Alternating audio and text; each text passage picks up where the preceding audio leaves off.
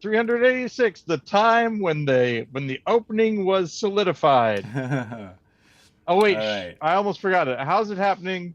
It's doing all right. Is that correct? How's it happening? It's doing all right. It's And doing yeah, all right. we're totally and we're How's it live. happening? Hello. It's doing People all right. who might see this in the future. Hello, people who might see this in the future. I think, Ben, and for those of you who are starting with this episode, and why wouldn't you? Why wouldn't you? You It's want to the best. start, It's yeah, in the middle this is somewhere. this is the one to start out with. We've hit our stride finally. It is. Um, It's not even 4 o'clock, and we've all or 6 o'clock your time, and we've already worked through tech issues on both our ends. I'm proud of us. it's pretty amazing. So the basic idea, the concept of this podcast is that you are in the future, way in the future. You the listener slash You, viewer. the You're listener, not talking about me. Yeah. decades into the future, and you want to see what it sounded like when two guys talked to each other. Two guys who used to live in the state of Washington, now only one of them does. That's me. That's the way it works. Yep. And of course, what were we and why are we here? We were performance artists, and we are engaged in our longest performance artist piece, I think, ever that we've ever done. By miles. 10 years of talking to each other for an hour a week, as much as we possibly can do it, and trying very hard to make sure that we don't have a contemporary audience. We want to have a huge audience in the future, but for right now, we want no one to know about it.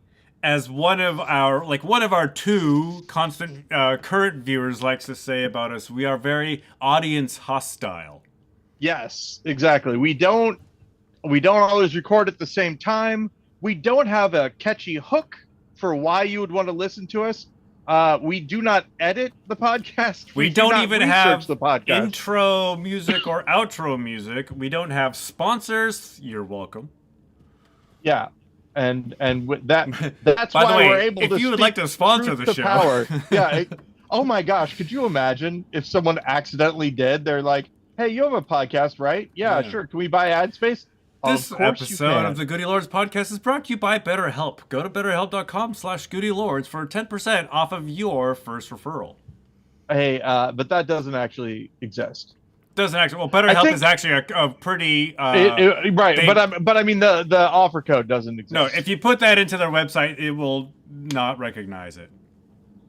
Jennifer had mentioned to me that I approach our podcast much like I approach everything, which is one of the reasons why my collaborations with her haven't worked out. Yeah. Because I expect just to show up, do almost nothing, and everyone else takes care of everything for me, which is true. Ben, I feel as though that's sort of the GudeLaurance aesthetic, but it's mostly weighing heavily on the Goody aesthetic. You, for instance, have set up our streaming. You are the one who posts the podcast. You do a lot, and I want to recognize that. I do a little, but more. You do a little, but more, and I think that's the way it's been throughout our professional careers. Yeah. But it is funny, Ben. I don't talk about work, but people expect me to do things at work, and I do them. So it is odd that I don't do a lot in my playtime. They do. They do. That raises an interesting question. If you got paid to do art, like let's pretend that you got paid to do not just somebody whose art they're asking you to do, but you got paid to do your art and with a collaborator, would you still have the same aesthetic? Oh, or same working environment? You know, the same work ethic. Are you saying would I make my collaborator do everything? No. Okay. Probably not. Probably not. It would depend a lot on Ben. Has there been an offer? Did I not know that is there a thing? Is this a subtle hint? No, probably not. It's not based in reality. So here's one thing that I'm thinking about doing. Now, I don't talk about work, but I can talk about the fact that I have a paycheck. I do get paid to do work. I have a plan, a thought, and here's what it is. Jennifer and I are going to research how much it would cost for us to live in another location, right? Yes. So Yeah. thinking about moving. And then what I'm going to do is I'm going to alter my budget so that my rent in my budget is no longer the rent that I'm paying here, but it's going to be the rent that I would be paying in the new place. Very smart. To see if we can survive in that new place. And then also the money that I am deferring could go into savings to help with the move. Oh, that is my plan. You think you're going to rent a new place that's cheaper? No. I'll give you an example, right? I have right now my rent is $850 a month. Jesus. Yeah. I pay with all of the other like stupid things that I have to pay for my apartment, all the other fees and crap that they tack on, plus my parking. I pay twice that. Yeah. For my 400 square foot Belltown studio. Yes. But you are in Belltown, which is nice. Yeah. I am in the center of the city in which I live, and I enjoy living there. This is the basic idea is that we find where we would want to live, right? And we see how much it would cost to live there for rent. Like, let's say it's $2,000. Oh, okay. I see. I now see what you've done. Okay. Yeah. So the idea is that I would take that $2,000. Yeah. Every month. I would pay my rent, and then the extra money that I wouldn't be paying, I would put away.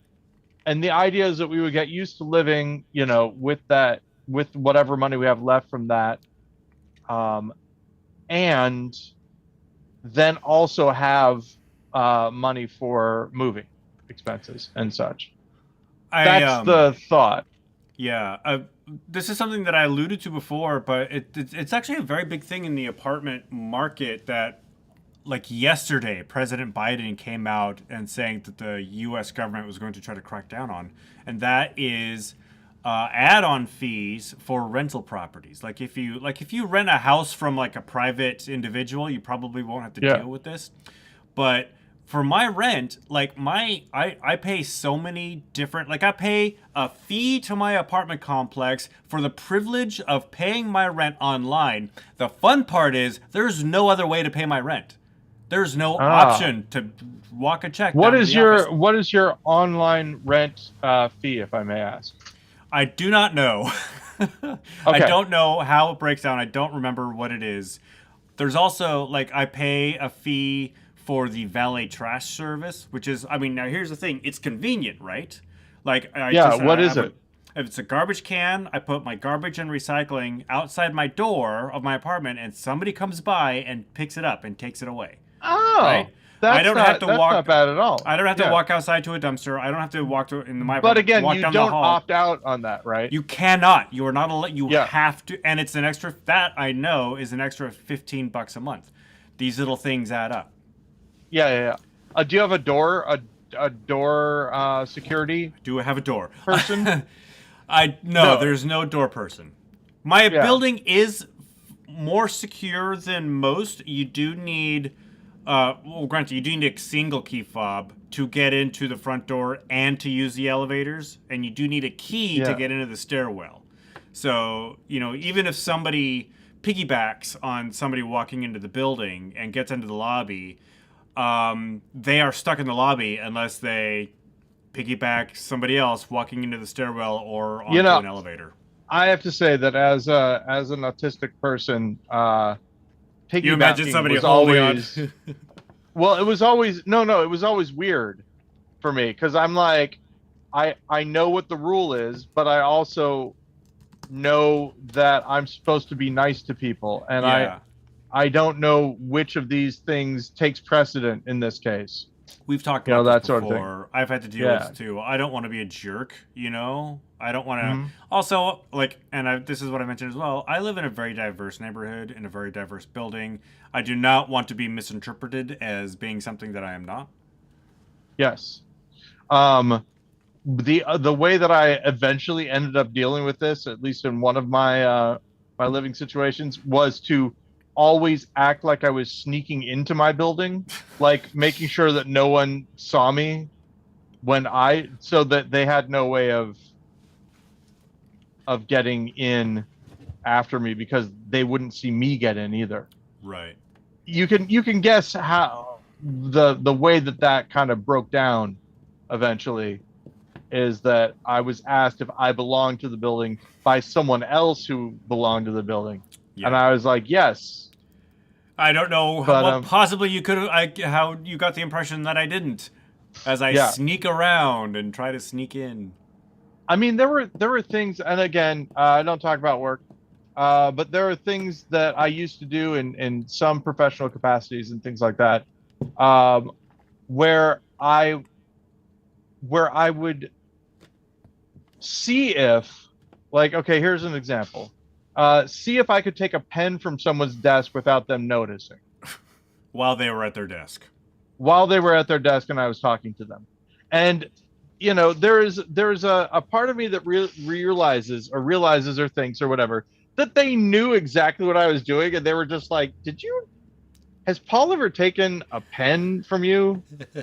He does it all the time. It's like not a big enough deal for me to say anything. I do bring them back. That's the other thing, is that you take the pen and then you sneak it back in a different way. But now that I work from home, it's a lot easier to do. And suddenly a bunch of Jennifer's pens are going missing. Yeah, exactly. Occasionally, Jennifer will leave her keys somewhere and I will pick them up and put them in my pocket. And then she'll ask where her keys are, and I'll be like, "Oh, I have them." That sort of thing. It happens more often. Than you expect. More than, yeah. So here's something a little gross for the stream. I have a wart on my thumb. A thumb wart. And 1, I got 2, some 3, of that. 4. I declare a thumb wart. I got some of the gel that burns them, or not burns them off, but deadens the skin. And if you can see it, oh jeez, we're looking. All right. Oh God. So that's not the wart. It's just like, that's just a a sort of a gel that hardens and dries and stuff like that. But it's on my thumb and it's underneath the padding of the thumb, which is very tough. Is it painful? Can you not? Well, this is the thing, is it wasn't painful, but it's getting down into the layers now. And so this last time, really bad. So I actually took an ibuprofen. And so far it doesn't hurt anymore. Does it? But I don't know if it's because of the ibuprofen or if it's, because it's done hurting. That's the funny thing that I think of every time I take medicine, is like, if I have some sort of pain, is it just that my brain isn't registering the pain, but something bad is still happening, or is the bad thing gone? Well, that's the thing, that would happen sometimes if you have neuropathy in your extremities. Like there's a guy, again, I don't talk about work. There's a guy that I knew from somewhere, who lost his toe. He had diabetes, and eventually his toe got removed. Yeah. And I believe that part of the thing was it got injured and he didn't know about it because he couldn't feel it. Yeah. I want to say that's what happened. That's pretty common. Speaking of which, I just got back from vacation. Yeah, how was it? And it was pretty good. And I ate a little bit more than I normally, have with my new diet while I was on vacation. But here's the other thing that happened. On vacation, and before I left on vacation, I was drinking, coffee, and there's this tea called Morning Thunder, which has a buffalo on it. It's like it's got yerba mate and stuff like that. And I was also drinking energy drinks and all that, and I've stopped as of yesterday. I've stopped drinking caffeine. And here's what happened is I made myself my, I gotta get my cup of, as they would say on Fire Walk with Me, my cup of Good Morning America. But I was in a meeting and the meeting lasted so long that I didn't have it. Yeah. And then I was doing some other stuff for the job thing. And around noon, it was like, well, now, I don't want to drink this now because I'll be up, later. And I figured out that my negative self-talk that normally goes away when I drink my coffee, right? Like I always have my worry, my constant worry. Oh, well, this is gonna go bad. Oh, no one's gonna like you. Oh, this is all bad. You're messing up. You're messing up. You're messing up. All that kind of stuff. When I would drink my coffee, it would go away. And I realized that it wasn't happening.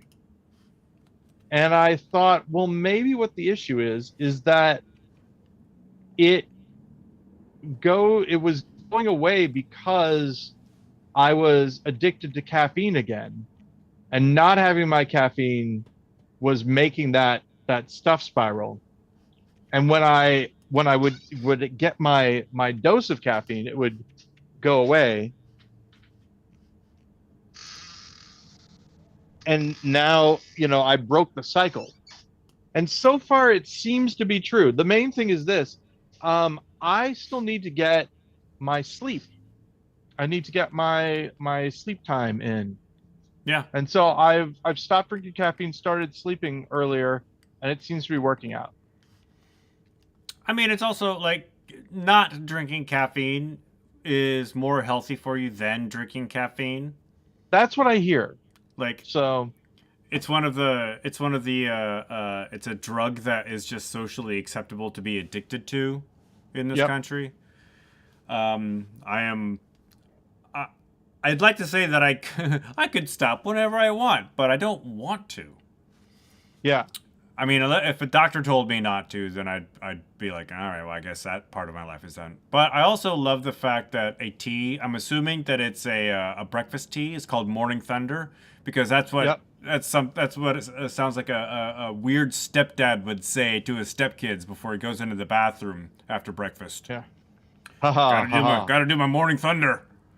Okay, Dad. Rob! Did you just call me Dad? Yeah, I win! Haha! I did it. So it turns out, so I've been watching Lost, been doing a Lost rewatch. Yeah.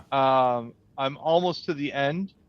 I found out that Terry O'Quinn, famously John Locke, also, spoilers for Lost, it's so old, why don't you know about it? And I've never seen it, nor am I ever going to watch it. He's also the smoke monster in later episodes. What? Damn it! Yeah, smoke monster takes the form of John Locke. Form of John Locke. Shape of an ice computer. Shape of an igloo. Yeah, it really is. Zan really, in the end, like the water stuff was really reaching. It was although it was kind of fun to see like a fog bank with his face. Wait, is Zan the male? I don't know. What's the other person? Is it Jace? I don't remember the names, and honestly, I don't remember which. I'm just assuming it's the guy who had the water. The guy was power. the one with the water power, but I don't know if that was his name or not. Yeah, Gleek was the monkey. That's the only thing I remember. Gleek was the monkey. Yep. All the people that I really related to as a kid were Gleek the monkey, Keop in Battle of the Planets, just all the weird humanoid things that didn't talk a lot but made noises. Or speed buggy. I think speed buggy said words, but it was very speed buggy-ish, very broken. Yeah. A broken patois. Speed buggy wasn't. It's really weird what was in syndication for some folks and what wasn't for others. Oh boy, Edward, your eyes are red, buddy. What's happening? Smoking a little bit too much doobie in the afternoons. Oh my goodness. Weed Dog. Weed Dog 2024. Oh shoot, Ben, is 2024 the election year? Oh yes. Gosh, it is, isn't it? It's a presidential election year, which means the people have already started campaigning. No. Oh no, Ben. What is I'm not gonna vote for Vermin Supreme. It's so far I don't in even the think future, he's running. Don't even need to think about it. Yeah. Going back to something you said about how you ate more on vacation than when you're at home. But I still am on my downward swing. I'm to 203 pounds now. Oh, good for you. I was, yeah. So yeah. I'm the opposite. When I travel, when I go on vacation, I lose my appetite completely. I don't know what it is. It's same with this guy. Yeah, I'm with you, Edward. He doesn't hey, like Edward. to eat when he's out and about. Yeah. Yeah. I do have a scale in my bathroom, and I did notice that after a short, a couple of trips in a short amount of time, I did lose like about 5 to 7 pounds, like consistently. I fluctuate, 5 to 7 pounds normally. Hey, here's a question: do you feel weird using a strange bathroom? I don't. Okay. I feel weird using a strange bathroom if it's a public bathroom, but like if it's something in like an Airbnb, a hotel or whatever, no. I make myself at home. I was thinking maybe if you were, then you wouldn't eat as much because your brain's like, this is something that Jennifer mentioned, that when you're sleeping in a bed that is not your regular bed, your body thinks that it's an emergency. Yeah. So that might be it. It might be like it's like, hey, we've got to conserve our. I think it's very much a fight or flight sort of response. Also, I do notice that, and I've read an article about this, how this is not uncommon. I do get constipated when I travel, and it's because it's not, not like painfully so, but I just noticed that I'm not as regular as I am when I'm at home. I'll say this: when I was in basic training, I did not poop for a really long time. The entire 3 months I was there. Yeah, I think that's probably, again, your body just going, yeah, this is not good. I can't relax. But yeah, exactly. And like I don't know like when the next time I'm gonna be able to do it comfortably, so I'm just gonna hold on to this for as long as I can. Today on the show, Paul and Ben talk about their bowel movements. Morning thunder. There was a guy when I was in the Air Force, who I was in tech school, and he caught me picking my nose. I say as I wipe my nose, caught me picking my nose, and said, "Don't pick your nose, because when you pick your nose, you're digging for gold, and when you pick your butt, you're digging for oil." And I was like, I understand that you're repeating something that someone said to you, but the way that you're saying it doesn't make any sense. Digging for gold and if I was doing that and you said to me, "Hey, what are you doing? Digging for gold?"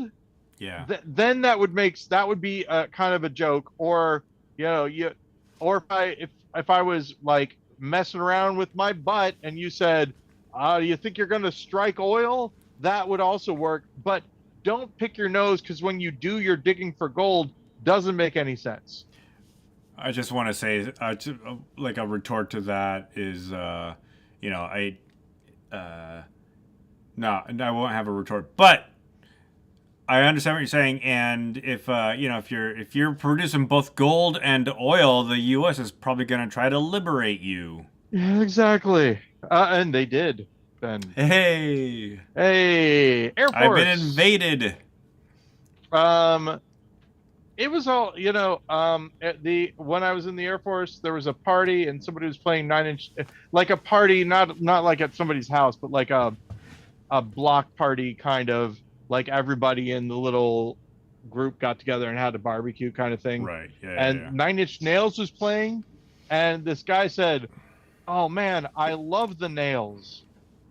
And I thought that was interesting. I learned a lot about regionalisms. I don't think you do, sir. And then on Twin Peaks: The Return, 9 Inch Nails played, and they were introduced, and a guy said, "Ladies and gentlemen, the 9 Inch Nails." And I thought that was great that they kept that in the thing. Very interesting for fans of Twin Peaks. Check out one of the episodes where we talk to somebody who is in The Return and somebody else who is in The Return about one of the coolest scenes in The Return. And that's all I'm going to say. You'll have to find it. One of the few times we've had a guest on the show, and it just so happens to be out of the park. People who were on Twin Peaks: The Return. They were really great. One of which is a guy we've known for years, so it wasn't much of a stretch to get him to come on the show. And then the other guy showed up, and I was like, "Whoa!" Yeah, I didn't know the other that guy. And the other guy, he was really nice, and also from the character that he played, you'd never guess it. Yeah, I mean, you would hope it, but you'd never guess it. It was he great. Also, he also looked very different. Yeah. Then he did in his character. Ben, you gotta make sure to. That's. Hang on. My internet. I don't know. Oh, Ben, you just froze on your.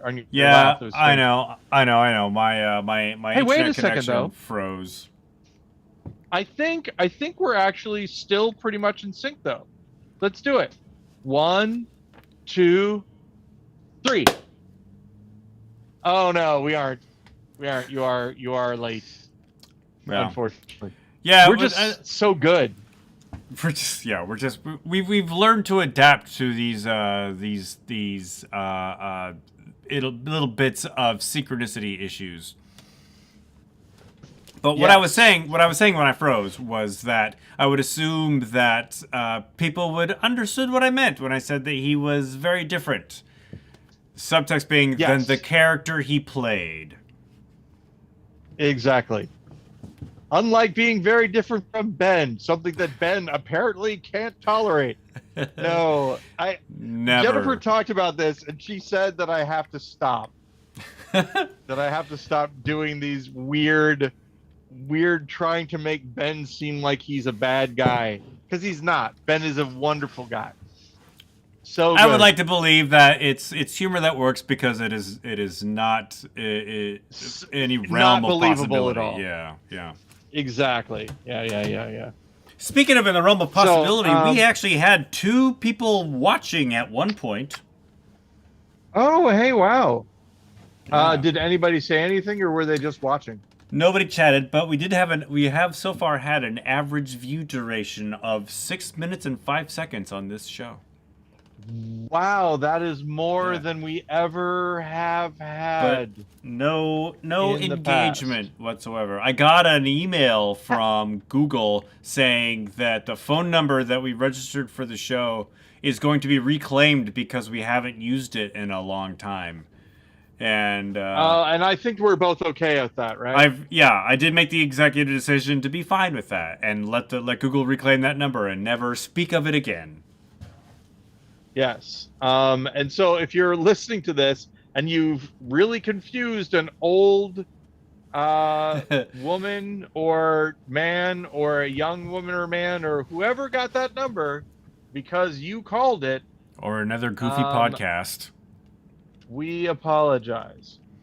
Another goofy podcast. Ben, oh man. That's a time. Every once in a while, Ben and I do special episodes where we pretend like we're doing a different podcast.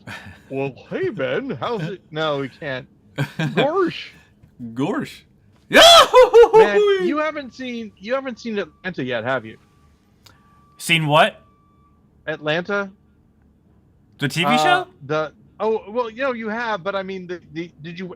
There was a final season. Did you see the final season? Yeah. Oh, did we already talk about it then? We did. The goofy one.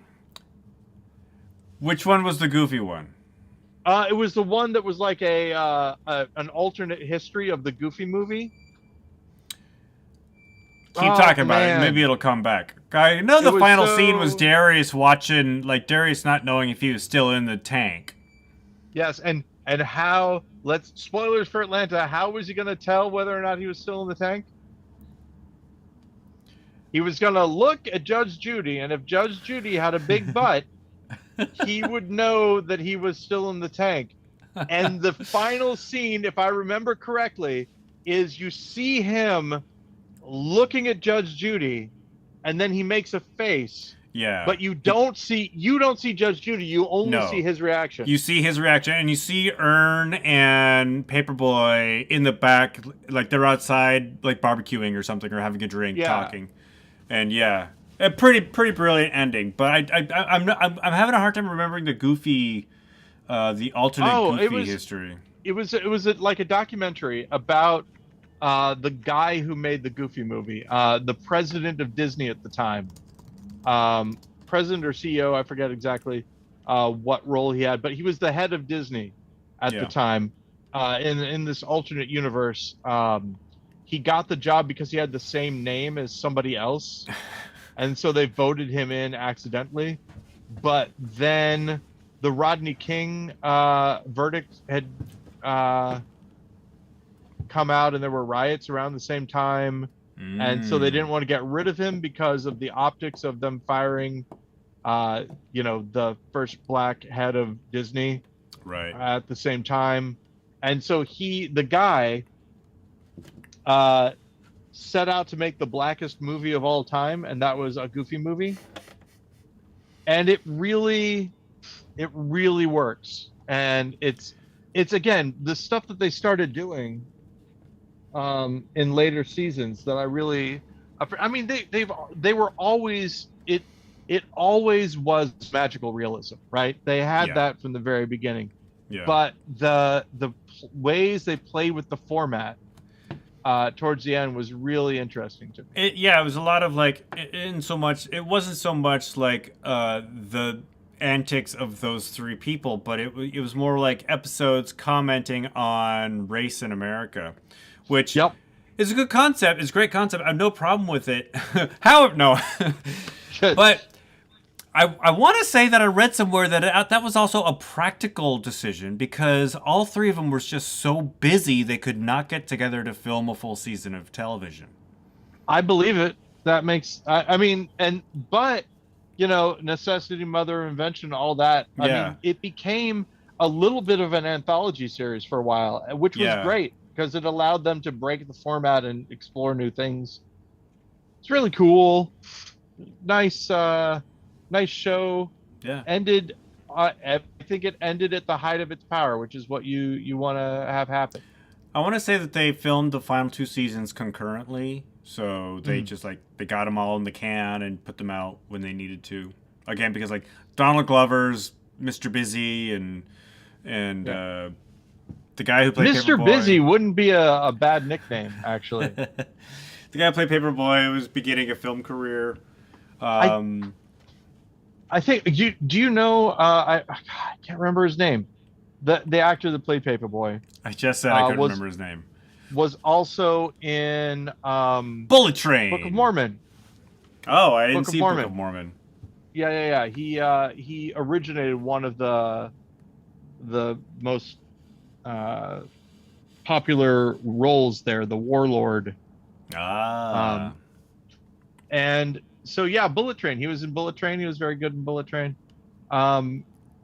There's something else that he was in that I really liked. And Ben, I'm gonna break our rule. I was just gonna do that. Brian Tyree Henry. Brian Tyree Henry, and he's in something coming up. Brian Tyree Henry is Superman. Oh, he's in Across the Spider-Verse. Ah. As Jeff Morales. Jeff Morales. Oh, he was in... Who's Jeff Morales? I don't know, some dude. Related to Miles Morales in some way, I'm assuming. Oh my gosh, he's playing Megatron in Transformers 1. Transformers 1? Yeah. From 2006? Transformers 1, it's coming up in 2024. So we'll see. Anyway, Brian Tyree Henry. Brian Tyree Henry. There was one of my other favorite episodes was the one that was him on his farm. Yeah. And just the pacing and all that stuff that happened was really great. And then, of course, who's the guy who plays Hawkeye? Jeremy Renner. Jeremy Renner. Or Alan Alda is also a valid answer. Yes. Hey, Ben, you're kind of a cross between Jeremy Renner and Alan Alda, if you think about it. I won't think about it too hard. Yeah, Jeremy Renner had an accident. He got accidented. Yeah. Apparently he's still alive. Yeah, he did a talk show. He was on I was like The View or something, talking about his accident. So good for him, I guess. Yeah, in the end, good for him. Yeah, sorry that he had to get run over by his own snow clearing, his snow plow, whatever you call it. Oh man, when he got in Atlanta, when he was getting attacked by the hog, and then he had a cast iron pan that was mailed to him, and Chekhov's cast iron pan. So wonderful, so wonderful. When you introduce a cast iron pan in Act 1 of a TV show. Exactly. Yeah. Got to use it to fend off some wild hogs.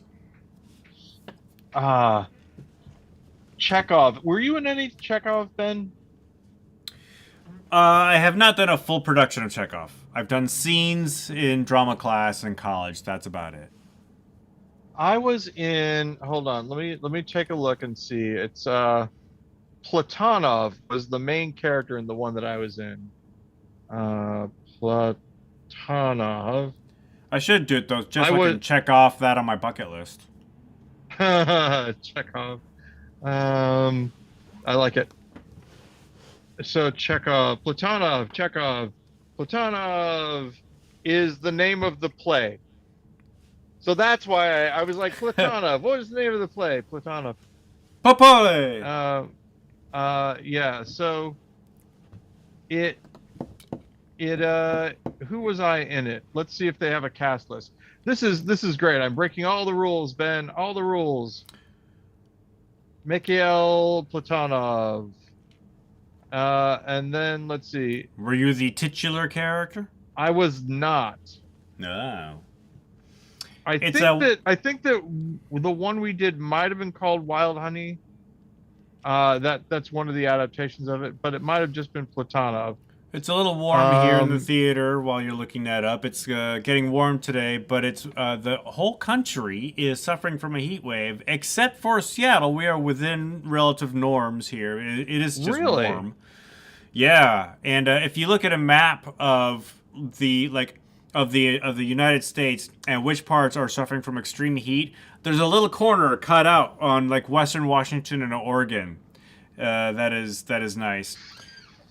But I have a tech here tonight, so after the show, I'm gonna be turning on our air conditioning unit to cool the joint off a little bit.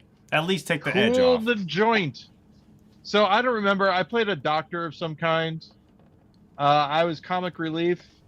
I didn't do that well, if I remember. I didn't do. Was this in college? Yeah. It was. I've never been in any college. I was never in any of the college productions. I was always in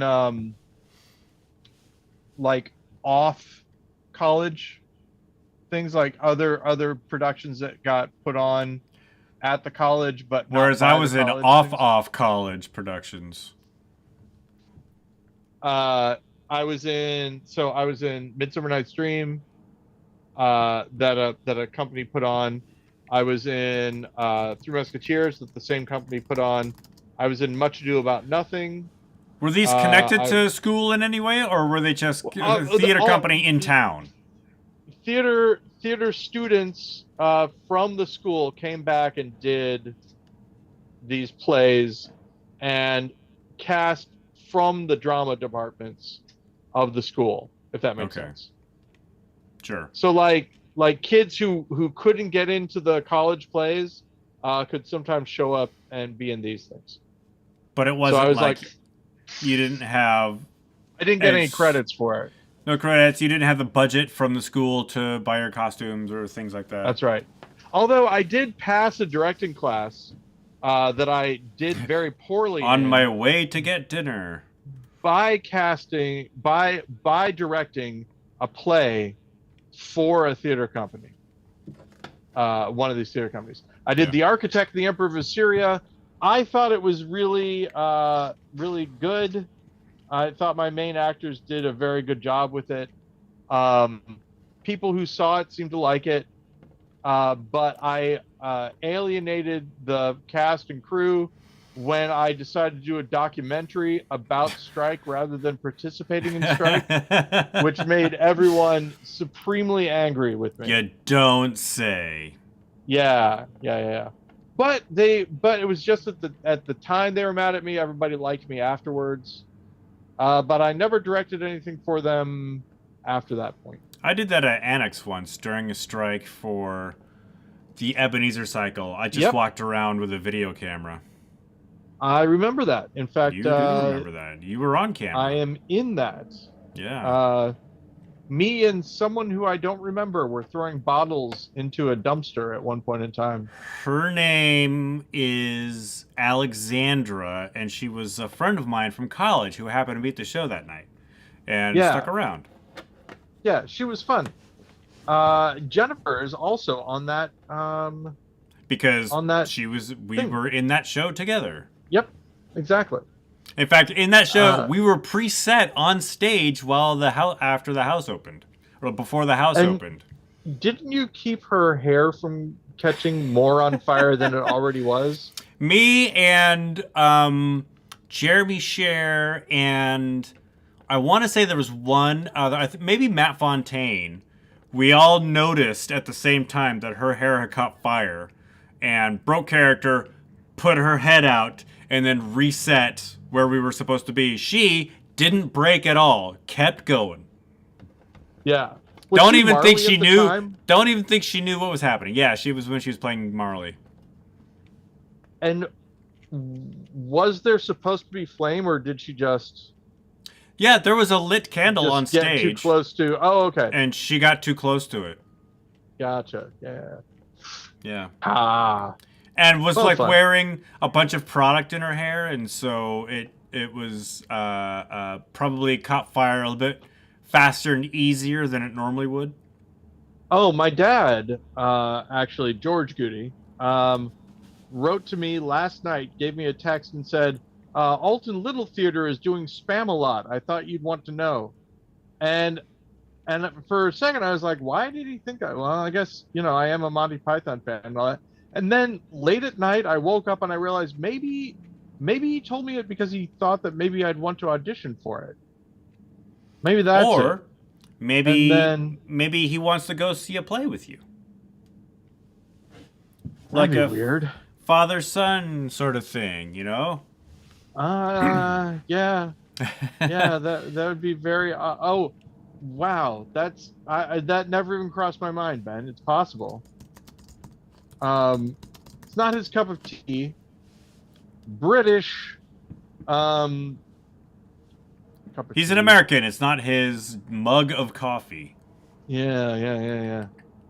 Or Turkish stein of coffee. beer. I don't know what. Apparently, if it's good coffee, I think it was Jennifer who said this. It makes you feel a little dizzy, something to that effect. Like it should make you feel. Because it has Uh, cocaine in it? is that? I I have don't think no Turkish idea. coffee I has don't think cocaine so. in it. No. No. We had the Jennifer and I go to vape shops every once in a while because Jennifer is a vaping person. Okay. And one of the things that is interesting is if you go to a vape shop that is also a weed shop, sometimes it's difficult to check out because the person working behind the counter may Have sampled some of the be product. testing their product. Yes, exactly. Um, but anyway, that's a story for a different day or a different podcast. Um, The I Goofy only do this Podcast.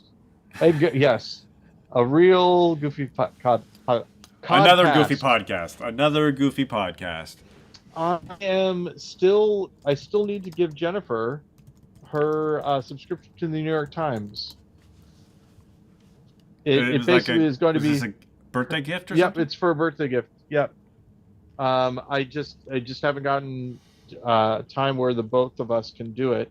Is it? It Is it? basically because it's So it's not like a physical paper subscription. It's an online no, it subscription. is. Yeah, that's what it's Oh, going it to be physical is. paper subscription. Yeah, she Ah. wants to do it and basically it is linked though. The physical paper subscription is linked to your New York Times online account, and since I already have one, I can't get the paper on mine. We have to have it be hers, and I have to just give her my card information Ah. so that it gets filled. It's very confusing, but I think it's going to work out. Sounds like it. But we have to do it. It whenever it comes time for us to do things, like it took us up until the very last night to register Betty for school, and you have to do, oh no, I got to do this tomorrow. They don't trust that we live here, even though we've lived here for 4 years. But trust but verify. And we have the lease. The lease doesn't have a date on it, and so we need to get a letter from our landlord people that they They can't accept like a utility bill in your name at that address? No. What about the note from them? What about the note from them that says that they're raising our rent this year? What about that? Oh my gosh, maybe that's enough. Maybe it's enough. And it might Maybe elicit it's some enough. sympathy for you from the school district. Well, once they see how much we're actually paying, they're not going to be too sympathetic, I think. I certainly wasn't. But yeah, we'll check in. Because I think it's still in the car. I'll check with Jennifer and see if that'll work. As long as I remember between now and don't forget when I go upstairs. Memento. Now 13 minutes from now. Yes. So yeah, the big thing about no caffeine is that caffeine was a mood elevator for me. When I would drink it, I would feel happier about stuff. About you, apparently. Yeah. But again, maybe temporary, and then it's you're playing with fire. Whereas if I get enough sleep, things seem to work out for me. I think that maybe, I don't know, can Morpheus be a religious thing? is there a religion that maybe we would form it where sleeping is a sacrament and therefore protected, and you can't give me work that keeps you from sleeping? If you come up with that religion and it becomes tax exemptable, I will tithe. I will be a part of it. Yeah, I'll look into that. I think it'll work out. Because think about it, Ben. Dreams, right, are real to a certain extent. You can't bring anything back from them, but they are another world. Sleeping is how I commune with God. Yeah. And then basically, oh, you're praying right now. I see. Yeah, exactly. And then basically, and see, this is the thing. The universal, like, if I yawn, you yawn. Why? Because we all accept. The meth is bad because it keeps you from sleeping. That's why it causes so many problems, man. Yeah. Not even once. Not even once. Brought to you by the Ad Council. Hey, we did it again. Do. Hello. It's me, Paul Goody. You know me from the podcast that you're listening to. And I just want to talk to you a little bit about the Little Black Songbook. This is the Little Black Songbook from Tom Waits, the little book with all the big songs. It's a pocket-sized collection of Tom Waits songs in chord songbook. So close. In chord songbook format with the complete lyrics and guitar chords. This is what it looks like. I recommend it. I use it for my ukulele, which, of course, I know all the chords. I know them up here. You know what I don't have, Ben, and that I need to learn to do? Memorize songs. I can play them out of a fake book, right? And switch the chords and all that, but I can't play that many songs from memory. And I should learn how to do it. Just takes time and practice, man. But I was always impressed with, like, there's a guy that we both know who's part of the musical performance art group, the Seattle Sound, who led a karaoke night at a bar next door for a while where he would play the piano. I think it's like a keyboard, but anyway, you could request any song for, to sing at karaoke, and he would play it on the keyboard. And he knew all I was there once. I didn't see him like flip through a songbook. He knew them all by heart or by fingers. I think what you would need to do is know the chord progressions, and then if you did that, and you have was this person someone that we could name? I don't see why not. Would they not want to be named? We're talking about him in a good light. It was Corby Sears. Yeah, I thought that's who you were talking about. Yeah. And yeah, I would say that. See, the thing about him is that he is a musician, like an actual musician, not just I believe that was his job too. Like, yeah. I think he composed music for video games.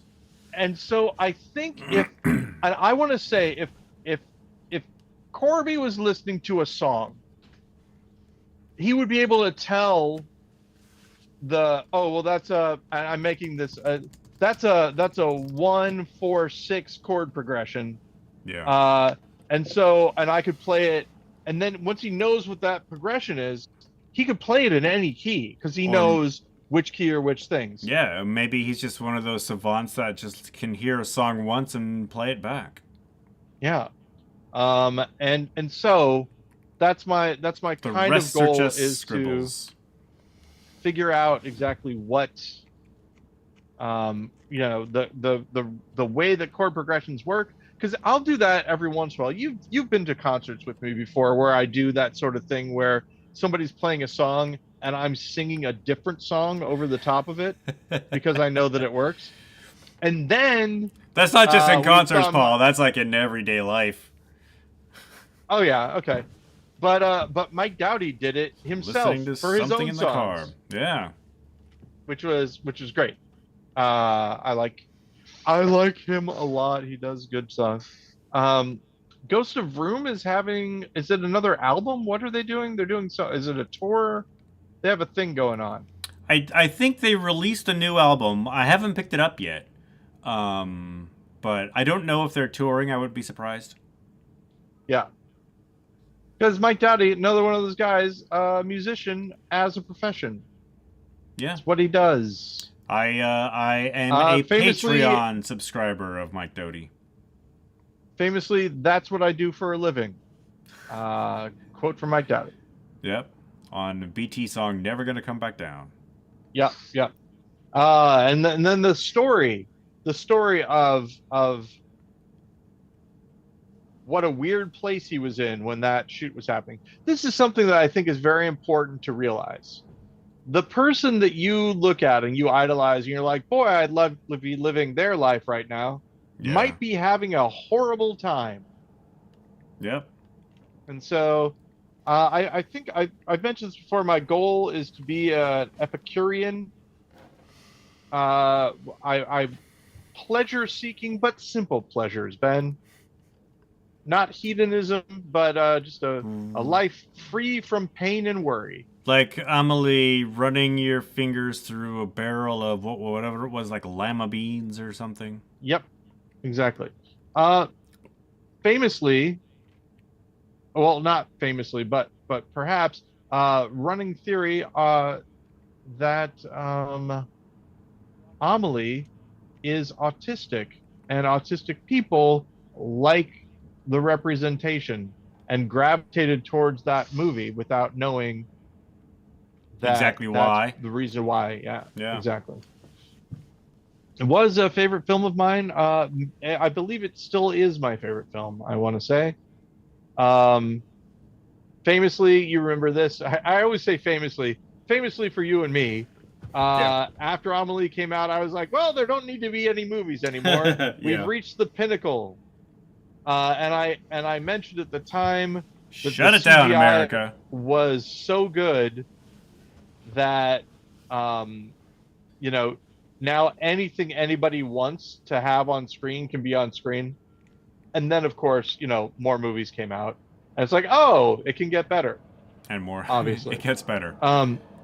But I do like and I think I've talked to you about this before, Ben. There's a 2-panel comic strip where there's a writer for comic books who says the great thing about comic books is that you can have 2 people talking in a room or an armada of spaceships, and they both take the same amount of time, and then the artist jumps across and says, I'll kill you. It's really nice. And speaking of that, the very last thing, Ben, that I want to talk about on the podcast is, did you see the email that I sent you? I did. I was wondering if you wanted me to bring it up. Did you open it? Yeah, I read the comic, and it is funny. All right. I have done a comic for the first time in a long time, and I'm using the techniques from the 1930s. Not all of them. I'm not super good yet, but it is.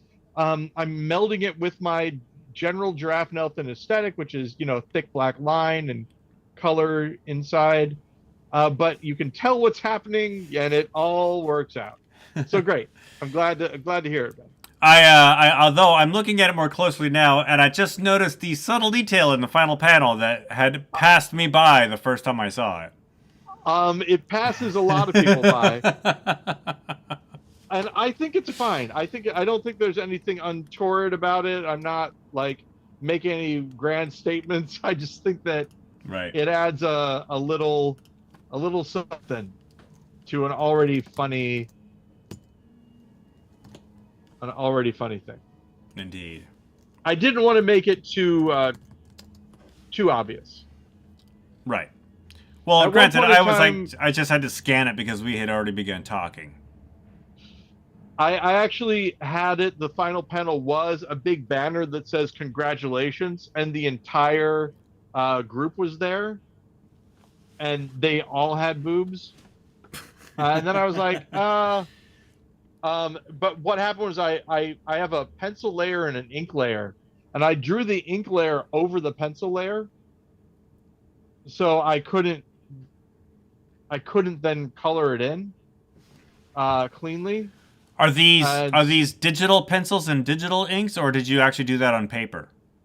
They are digital pencils and digital inks, but I'm emulating an actual, time-tested style. Where if I were to do it on paper, I would do it on pencil first, ink over it, and then erase the pencil line. Because you wouldn't want to do it the other way. Yeah, exactly.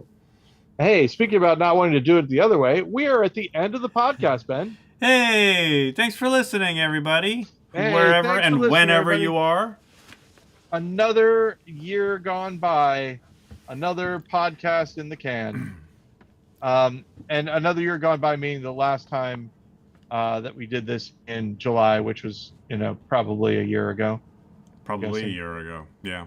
We didn't start the pod. Wow, that's a question, Ben. Maybe one last thing to end on.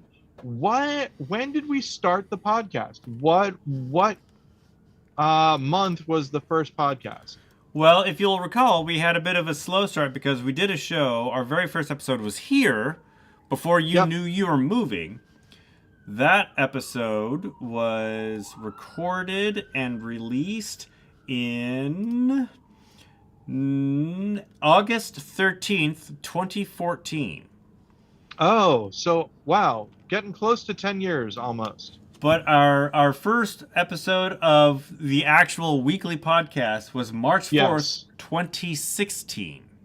So we've got a while to go. Yeah.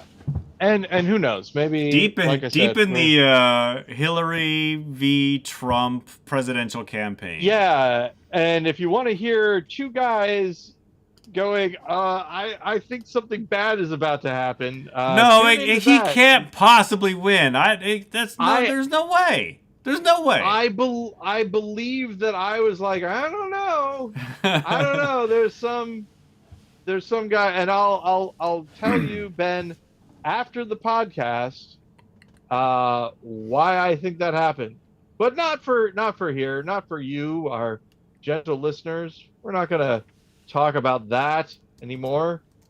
But we will talk to you next week. On the GudeLaurance and until then, podcast. Please keep it wrong. Keep it wrong, Paul. I'll talk to you next week. Talk to you.